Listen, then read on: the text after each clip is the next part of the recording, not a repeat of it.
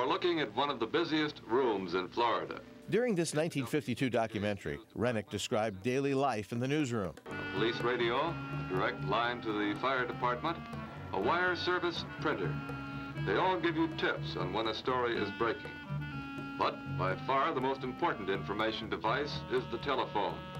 2 station wagons equipped with police radios enable WTVJ cameramen to be on the spot when news is happening. 2 film processing machines can develop news pictures within a half hour. Thus, when necessary, the station is able to air motion pictures of an event within an hour after that event has taken place.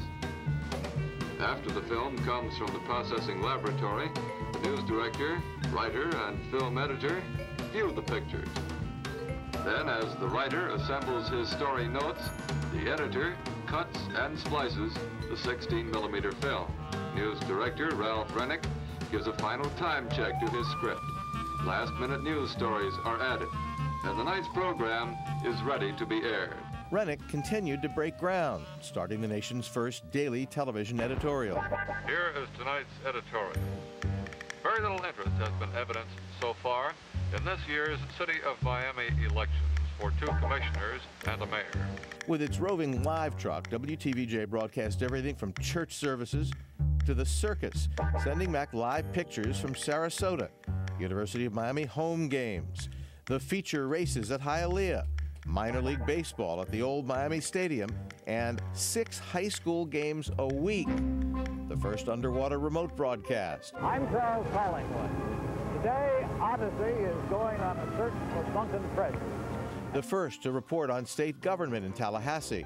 The first undercover report on illegal strip joints. The first Orange Bowl game broadcast live, along with all kinds of live sporting events from wrestling to jai-alai. Plus, the first ever broadcast from the Goodyear blimp.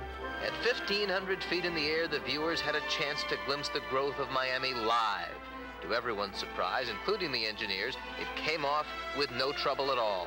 This remote was the first of its kind ever attempted by a commercial station. Even the space race was seen by WTVJ's cameras. Here at the Air Force Missile Test Center at Cape Canaveral, the Air Force is preparing to launch its second attempt to send a rocket to the moon. But it was in-depth, community-affecting journalism that set Rennick and WTVJ apart. Shows like What's the Story that put politicians on the hot seat.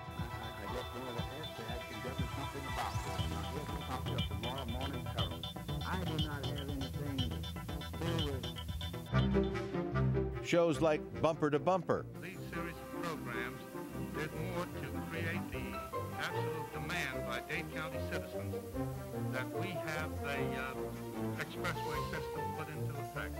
Our Troubled Youth, which tackled juvenile delinquency.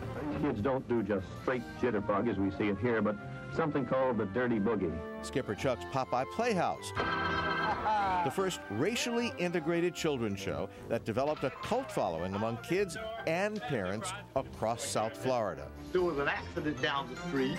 There was? Yeah. Oh, what happened? 4th Street ran into 2nd Avenue. FYI covered topics important to the community, and so did Montage, the most ambitious show in South Florida television history. This is Montage. Crime on Miami Beach made headlines. Montage featured mini documentaries on crime, the environment, health, and entertainment. Hosted through the years by Rennick, Joe Abril, and Ed Odell, it was the highest-rated public affairs program in America for more than 2 decades. WTVJ began to diversify itself more than any other station in the country. Rennick created the nation's first Spanish-language newscast on an English-language station. For tennis sensation Chris Everett, it's Jane Chastain became the first woman television sportscaster, local or network. Just how well Miami Beach is, or C.T. Taylor was hired as South Florida's first African-American reporter, and Ana Asqui, the first Cuban-American reporter in Miami. American tourism in Havana. Technology improved rapidly, and by 1975, WTVJ was the first station to use the Live Eye videotape camera.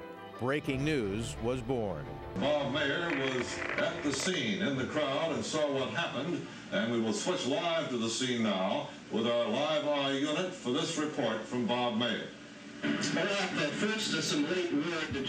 A dominant CBS affiliate for more than 3 decades, WTVJ was bought by NBC in the 1980s, and its pioneering ways continued. Pope John Paul II visited Miami, and the station made history by putting a mini camera inside the Pope Mobile. But in 1995, the station faced its greatest challenge yet.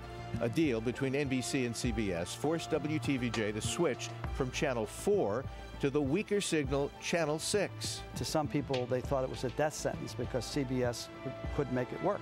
You're watching